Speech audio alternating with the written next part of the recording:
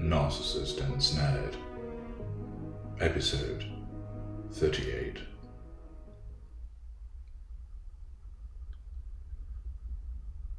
Ashleigh and Wynne sat on the grass in one of the city's squares.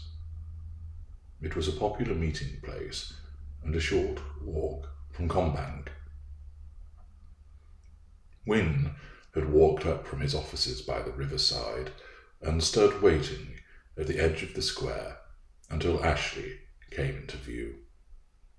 It was another pleasant day, and plenty of other people had made the similar decision to sit and chat or eat lunch on the grass.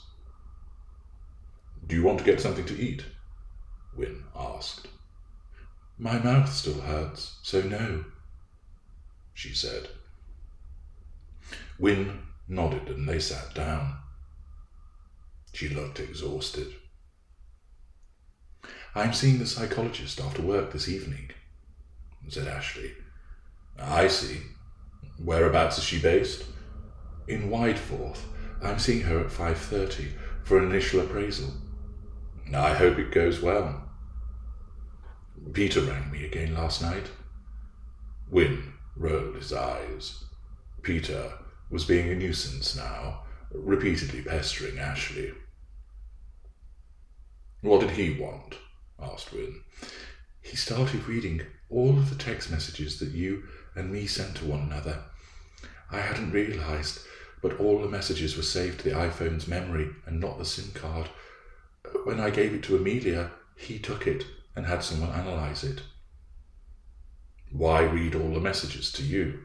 That is only going over the past." "I don't know, but he kept questioning me about things I had said to you.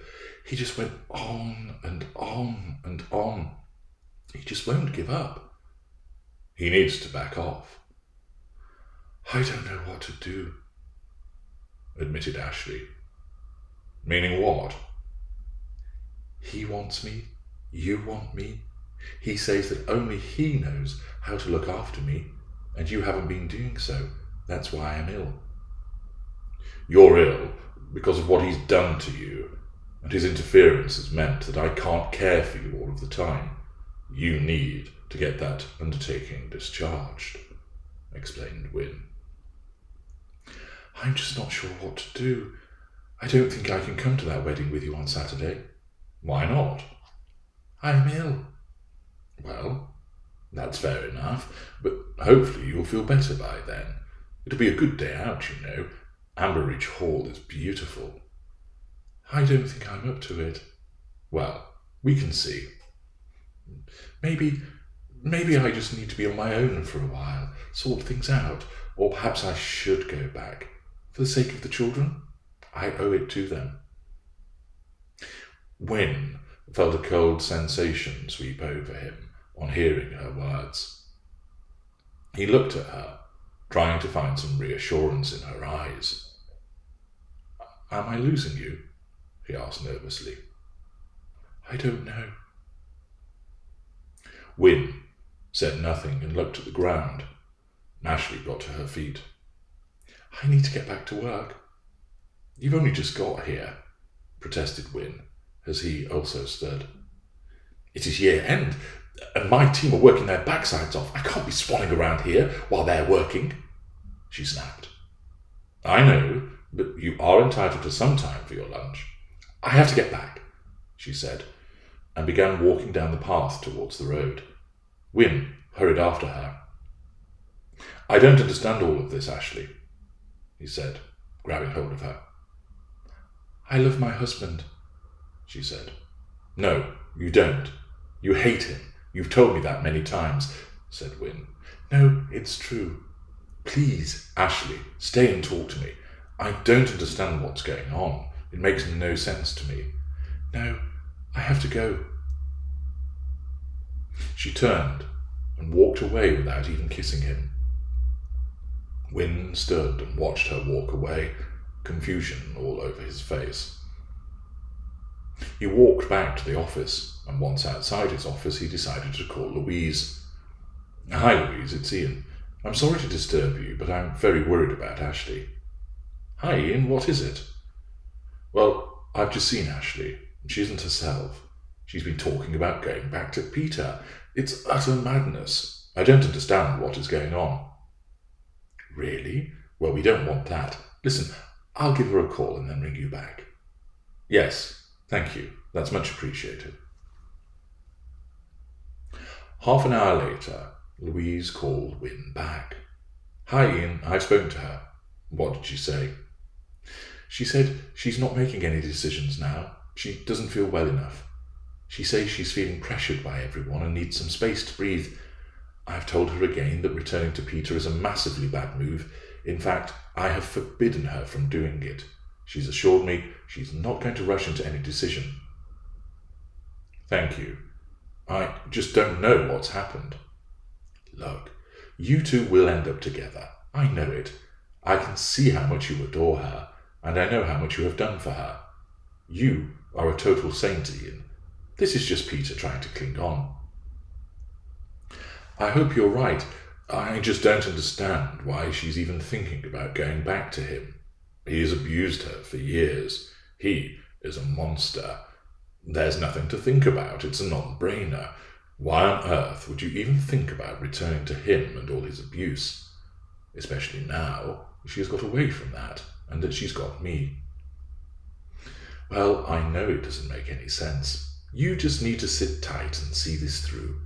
I know you're a decent man, Ian, but ultimately I am here to support Ashleigh through all of this. Yes, I realise that, Louise. I know you don't owe me any loyalty.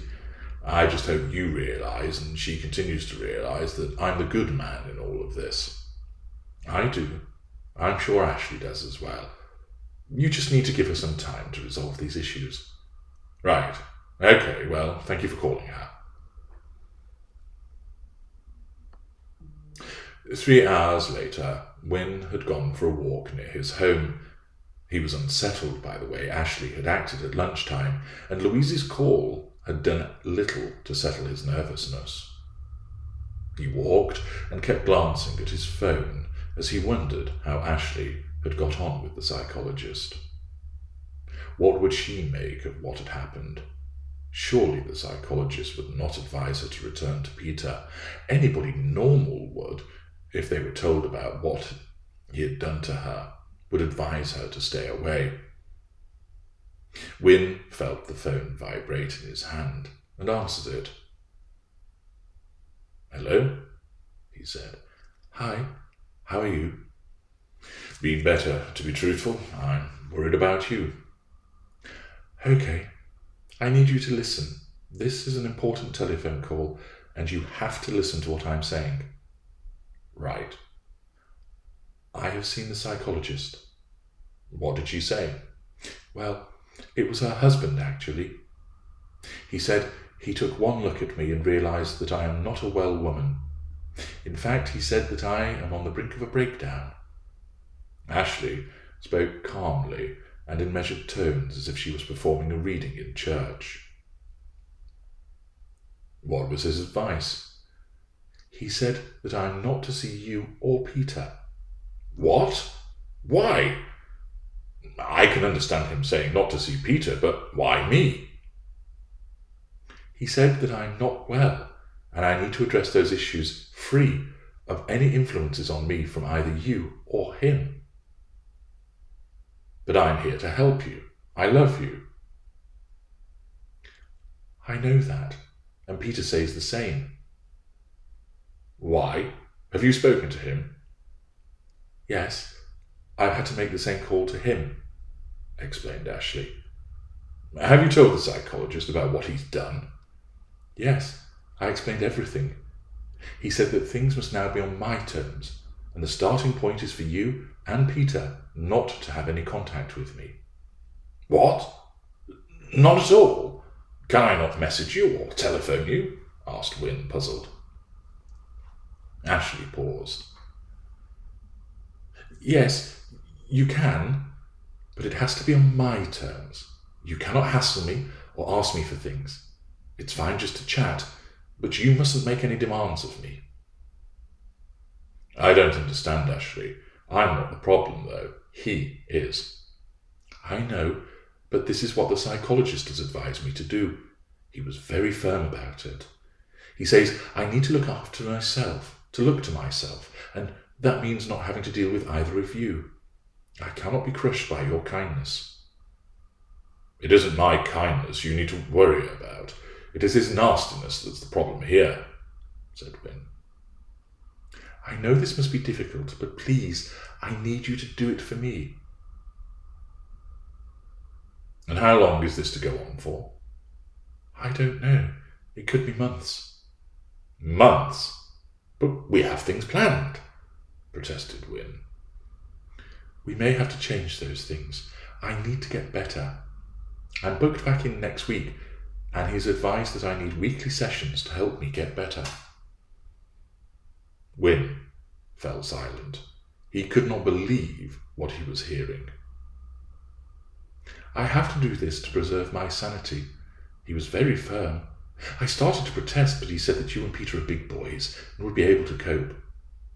I just don't understand, though. You need actual support. He said I've lost myself through being in the hands of everyone else. My friends, my parents, Peter, and you. Apparently, I do not know myself, and I'm being influenced by too many people, so I need to break away from that, and this is the only way to do it. It honestly doesn't make any sense to me at all. You have to put your own emotions to one side, Ian, and think about how it has affected me. I've done nothing but be supportive to you all the way through this. I have never put you under any pressure whatsoever, despite the horrible things that he has done to you.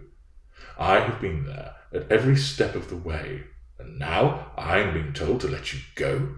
It makes no sense. I understand it must be difficult, but it's what I've been advised to do. Where are you now? Asked Wynne. Sat in my car outside his premises. You're just down the road. Why don't you come to the house and I'll make you a cup of tea like I usually do? No pressure. I just want to talk and understand what's going on. No, I can't. It has to start now. Wynne said nothing, unable to comprehend what he was hearing. Okay, now I don't like it, but so long as I can message you and talk to you on the phone, I'll go along with it in order to help you, he said. He could feel his voice breaking with emotion. Thank you. I will do anything to help you, Ashleigh, and I know we will get through this. Okay, look, I'd better go. I need to get back for the children. I love you, said Wynne. He paused, waiting to hear her say it in return. I know. Bye. The call ended.